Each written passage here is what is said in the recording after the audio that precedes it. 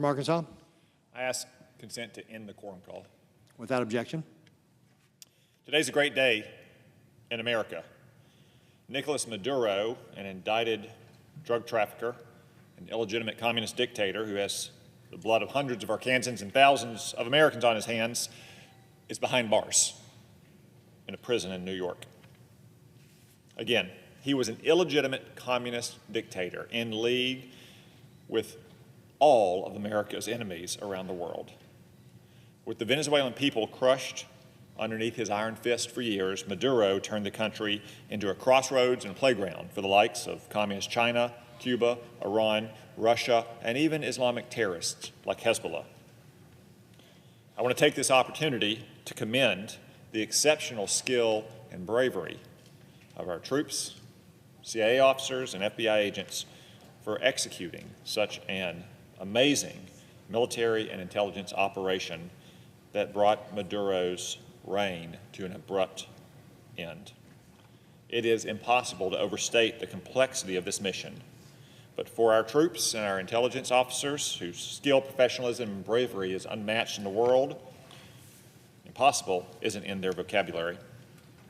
I also commend President Trump for having the courage to take bold, decisive, and audacious action against Nicolás Maduro.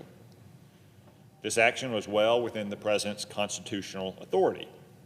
The operation was in keeping with President Bush's operation to arrest the drug lord and Panamanian President Manuel Noriega in 1989. If anything, Maduro was much worse than Noriega, and Venezuela now is even more vital strategically than Panama was then. Additionally, this operation did not violate the War Powers Resolution, even if you believe the War Powers Resolution is constitutional. These troops were in and out of Venezuela in a couple of hours. Only the United States could execute such a dangerous and difficult mission without the loss of a single American life. But instead of celebrating Maduro's ouster and America's success, our Democratic colleagues are determined to condemn the operation, all because President Trump ordered it. Consider that in 2020, Senator Schumer criticized President Trump for, quote, bragging about his Venezuela policy, but failing to bring, quote, an end to the Maduro regime. Sounds like a call for regime change to me. Just like Joe Biden's decision to increase the bounty on Maduro's head seems like a call for Maduro to be apprehended and brought to justice. Yet when President Trump did exactly that last weekend, Senator Schumer said, quote, "This is reckless."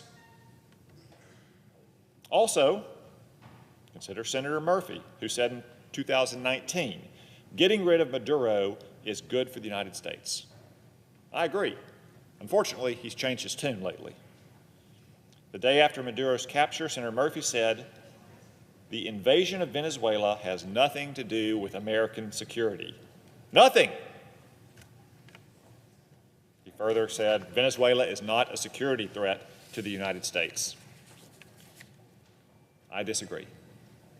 I think it has more than a little to do with our national security and our safety. I've heard from too many Arkansas mothers and fathers whose children have died because of a drug overdose. This operation was about protecting those families and families like them, anyone who struggles with or who has lost a loved one to addiction. Again, Nicolás Maduro was an indicted drug trafficker and narco-terrorist. He was in league with the very drug traffickers who are in the business of killing our kids for profit.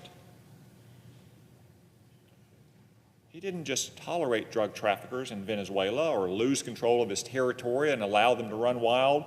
He was a drug trafficker. I didn't conclude that alone. That's not President Trump's sole decision or even President Biden's decision. That was the finding of a grand jury made up of normal Americans on more than one occasion. As for the future of Venezuela, well, of course, It's ultimately up to the Venezuelans. The interim authorities in charge in Venezuela today know what we expect of them. Stop the drug trafficking and the weapons trafficking. Accept the return of their refugees and migrants. Release political prisoners. Expel the Iranians, the Cubans, the Islamic terrorists like Hezbollah operatives who have turned Venezuela into a launching pad for regional instability and threats to America's interests. It will be a difficult road. Our best source of leverage, though, over the interim authorities is the quarantine that we've opposed on their black market oil, which the Maduro regime used to enrich itself, not just the regime, but the senior leaders of the regime as well, if you know anything about their spending habits or their tastes. Yet this resolution, this very resolution we're debating, might very well require the removal of our Navy ships from the Caribbean that are enforcing the quarantine. Is that what our Democratic friends really want? To let these Chavistas in control of the interim authorities start exporting black market oil again? To keep themselves in power, unaccountable not only to their own people, but to America's vital national security interests? I'll say, I don't think so. I don't think our Democratic colleagues want to let Venezuela start exporting black market oil again. I believe they were genuine years ago when they called for Maduro's ouster. I believe they're genuine now when they condemn Maduro as an illegitimate dictator and a drug trafficker, someone who repressed his own people, even if they then immediately want to eat their cake and have it too by saying, but President Trump still shouldn't have removed him. I think it's just that they're so blinded by their hatred of President Trump that they feel they have to condemn this action in some way. Instead, why don't we just, as I said at the beginning, celebrate the removal of a virulently anti-American, illegitimate communist dictator who is trafficking drugs into our country, and then help the Venezuelan people build a bright future that restores the glories of their past, turning a nation that was the most dangerous anti-American country in our backyard into the most stable and prosperous pro-American country in our backyard. So I urge a no vote against this resolution. I yield the floor.